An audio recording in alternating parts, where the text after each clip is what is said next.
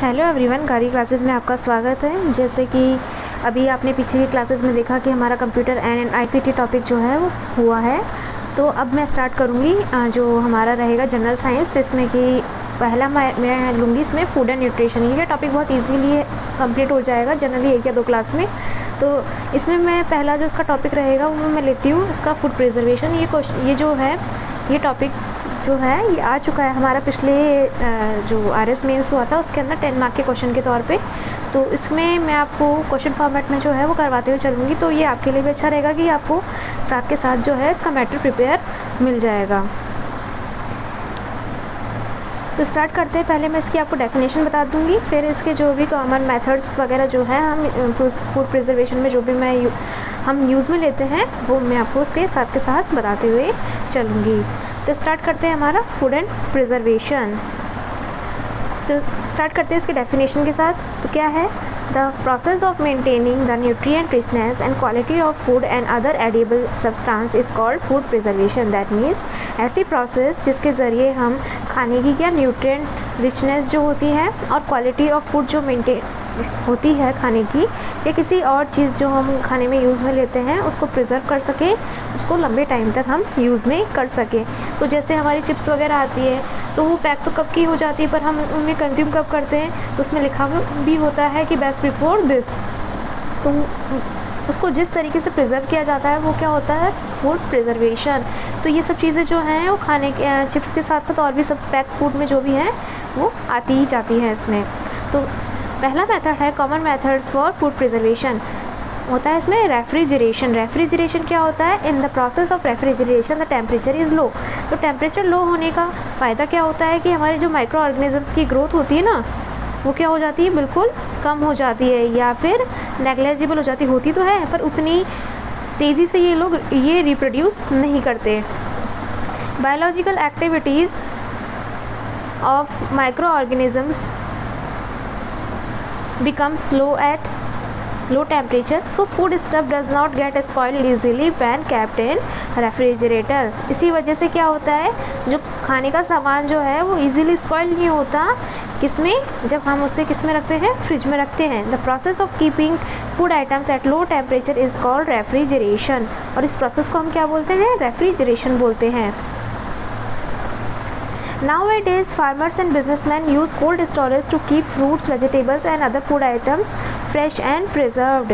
तो आजकल जो है फार्मर्स और बिजनेसमैन जो हैं वो भी कोल्ड स्टोरेज को काम में लेते हैं। तो कोल्ड स्टोरेज जो होता है वो एक्चुअली में जो रेफ्रिजरेशन का टाइप होता है रेफ्रिजरेटर का, वो बड़ा फॉर्म होता है कोल्ड स्टोरेज, जिसमें फ्रूट्स, वेजिटेबल और अदर फूड आइटम्स जो है वो प्रिजर्व रखे जाते हैं। अब बात करते हैं हमारा सेकेंड मेथड जो कि है स्टेरिलाइजेशन। स्टेरिलाइजेशन का मतलब जो है वो मेडिकल टर्म्स में यूज़ किया गया है यहाँ पे। Syringe and needles were keep in boiling water before using them. पहले जो हमारी सिरिंज जो थी वो एक मतलब सिरिंज को ही काफ़ी टाइम तक यूज़ किया जाता था। तो एक जब पेशेंट के यूज़ में लेने के बाद में क्या करते थे, वो उसे बॉइलिंग वाटर में डाल देते थे, जिससे क्या होता था उसके they become bacteria free after heating. और काफ़ी देर उबलने के बाद में जो वो क्या हो जाती थी? बैक्टीरिया फ्री हो जाती थी। Sterilized needles and syringes are used. The process of keeping a needle of an injection in boiling water to make them free from bacteria is called sterilization। मतलब कि जो मैं बोलूँ कि अगर इसको पानी में रखने के बाद में उबालने के लिए छोड़ देते थे, उसके ये प्रोसेस जो होती थी इसको हम क्या बोलते हैं? Sterilization. To make the equipments and object used in operation germ free and instrument named autoclave is used. अब जो है इक्विपमेंट्स जैसे कि सीजर्स हो गई, नीडल्स हो गई, ऐसी सब चीज़ें जो हमारे काम में आती है जब ऑपरेशन में, इनको जर्म फ्री बनाने के लिए एक ऑटोक्लेव नाम का डिवाइस जो होता है इसको यूज़ करते हैं। It works like a pressure cooker. ये प्रेशर कुकर की तरह काम करता है। Ultraviolet rays can also be use to make germ free. और अल्ट्रावायलेट रेज जो है वो भी यूज़ में की जा सकती है ऑब्जेक्ट्स को जर्म्स फ्री बनाने के लिए। तो ठीक है गाइस, अभी तक हमने 2 मेथड पढ़े। पहला था हमारा रेफ्रिजरेशन और दूसरा है हमारा स्टेरिलाइजेशन। रेफ्रिजरेशन में किसी भी चीज़ को कोल्ड स्टोरेज या रेफ्रिजरेटर में रख दो। इससे क्या होगा, बायोलॉजिकल एक्टिविटीज़ जो है वो क्या हो जाएगी, माइक्रो ऑर्गेनिजम्स की कम हो जाएगी, जिससे कि हमारा जो खाने की चीज़ें होंगी वो कुछ लंबे टाइम तक चलेगी। ऐसा नहीं कि वो परमानेंट सही रहेगी, पर हाँ 3-4 दिन के बाद हम उसे आराम से कंज्यूम कर सकते हैं। अब बात करते हैं स्टेरिलाइजेशन की। स्टेरिलाइजेशन जो है वो इंजेक्शंस की बात आती है कि पहले जब हमारी टेक्निक इतनी एडवांस नहीं हुई थी, मेडिकल टेक्निक्स, तो एक ही इंजेक्शन को यूज़ किया जाता था दूसरी तीसरी बार में, तो उसको क्या करते थे, बॉइलिंग वाटर में रख देते थे, तो उससे क्या होता था, वो जर्म फ्री हो जाता था। तब बात करते हैं पेस्चराइजेशन। पेस्चराइजेशन जो है वो हम जनरली लिक्विड सब्सटेंस, या फिर मैं बोलूँ कि जैसे मिल्क मेरा हो गया, उसको ही हम यूज़ में लेते हैं। पेस्चराइजेशन में जो है 60 डिग्री सेंटीग्रेड पे सब्सटेंस को हीट किया जाता है 30 मिनट्स, और उसको कूल करके रख देते हैं। अब आती है हमारी बात डिहाइड्रेशन की। तो डिहाइड्रेशन क्या होता है, तो डिहाइड्रेशन होता है मतलब रिमूवल ऑफ वाटर। तो डिहाइड्रेशन का मतलब डिहाइड्रेशन, इनको अलग अलग लिखे हैं तो भी हमारा हो जाएगा हाइड्रेशन मीन वाटर, यानी रिमूवल ऑफ वाटर हम करेंगे इसमें, ठीक है।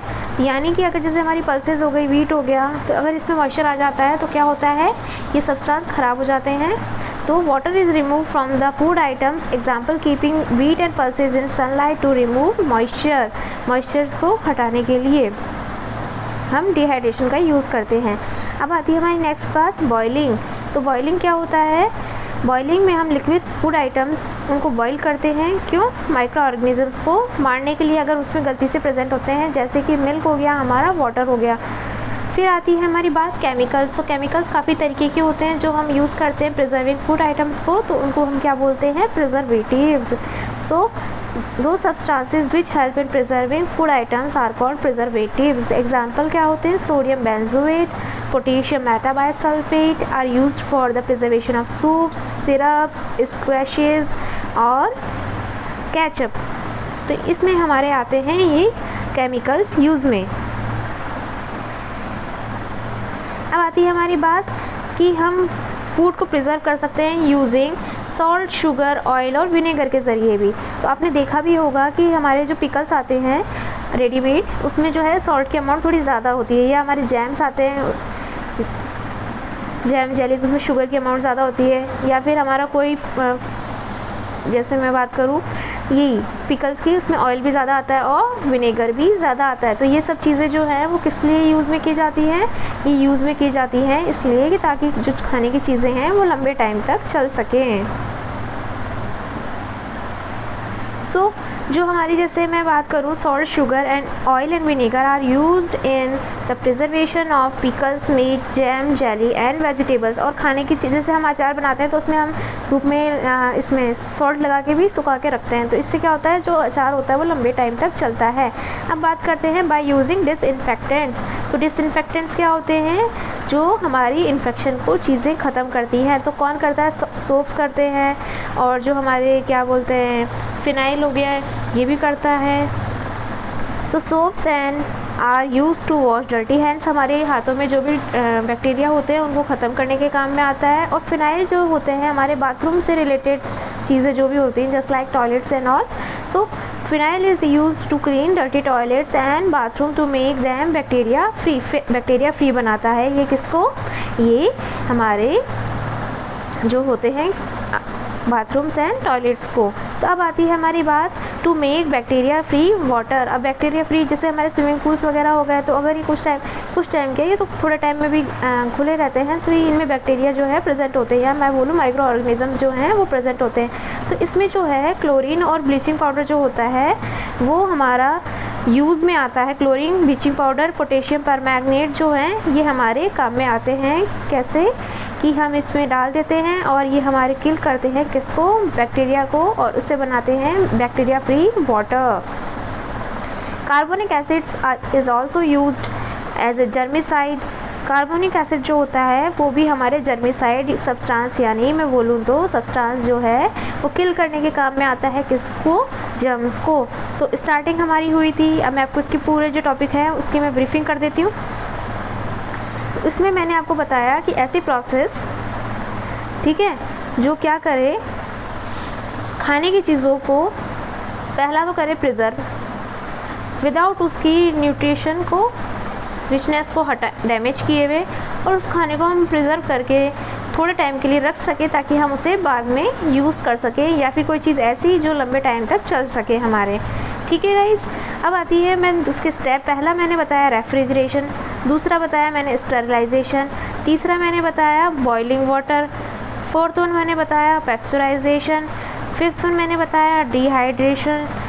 ठीक है, सिक्स वाला जो था वो केमिकल्स, 7 जो है वो सॉल्ट शुगर वाला हो गया, 8th जो रहेगा मेरा वो रहेगा सोडियम बेंजोएट वाला, और 9 जो था लास्ट में वो नहीं सॉरी 8th जो था वो डिसइंफेक्टेंट्स वाला था, और जो 9th वन था हमारा वो था कार्बोनिक एसिड। कार्बोनिक एसिड वाला जो रहेगा। तो अब मैं बोलती हूँ कि इस आराम से लर्न हो जाता है ये, जैसे आप इसको 1-2 बार भी रीड करोगे तो ये आपको आराम से लर्न हो जाएगा। तो पहला हमारा क्या था, हमारा था पहला रेफ्रिजरेशन। रेफ्रिजरेशन में क्या था हमारा कि हम खाने की चीज़ों को रेफ्रिजरेटर में पुट कर देते हैं कि माइक्रो ऑर्गेनिजम्स की ग्रोथ कम कर देते हैं, मतलब कम करने के लिए उसे वहाँ रखते हैं। सेकंड हमारा स्टेरिलाइजेशन, जो हमारे इंजेक्शंस वगैरह होते हैं उसको हम जो है स्टेरिलाइज कर सकते हैं उबाल के पानी में के ज़रिए। तीसरा जो है हमारा बॉइलिंग वाटर के ज़रिए, वाटर या किसी भी चीज़ को दूध को हम कुछ टाइम के लिए उबाल सकते हैं ताकि उसमें बैक्टीरिया मर जाए। फोर्थ वन हमारा पैस्चराइजेशन, दूध को 60 डिग्री सेंटीग्रेड पे 30 मिनट के लिए गर्म करो, ठंडा कर दो उसके बाद में। फिर आता है हमारा डिहाइड्रेशन, किसी भी सब्सटेंस में जो है जैसे गेहूँ हो गया या जो हमारे पल्सेस हो गए इसमें से जो है रिमूवल ऑफ वाटर करो। 6th वन हमारा हो जाता है जो केमिकल्स जो हम यूज़ कर सकते हैं, जैसे सोडियम बेंजोएट, पोटेशियम मेटाबाइसल्फेट, ये हमारे हो जाते हैं। फिर हमारा नेक्स्ट वन आता है सॉल्ट शुगर, जो है इसको हम यूज़ करके जो हमारे सब्सटेंसेस हैं, खाने की चीज़ें हैं, उसको हम प्रिजर्व कर सकें। नेक्स्ट हमारा होता है इसमें 8th one, that is disinfectants के ज़रिए, जैसे कि हमारे सोप्स और फिनाइल। ठीक है, और 9th एंड लास्ट हमारा जो होता है वो होता है कार्बोनिक एसिड, जो भी है हमारा वाटर को बैक्टीरिया फ्री बनाता है। तो होप यू गाइज आपको अच्छा लगा हो आज का वीडियो। That's all.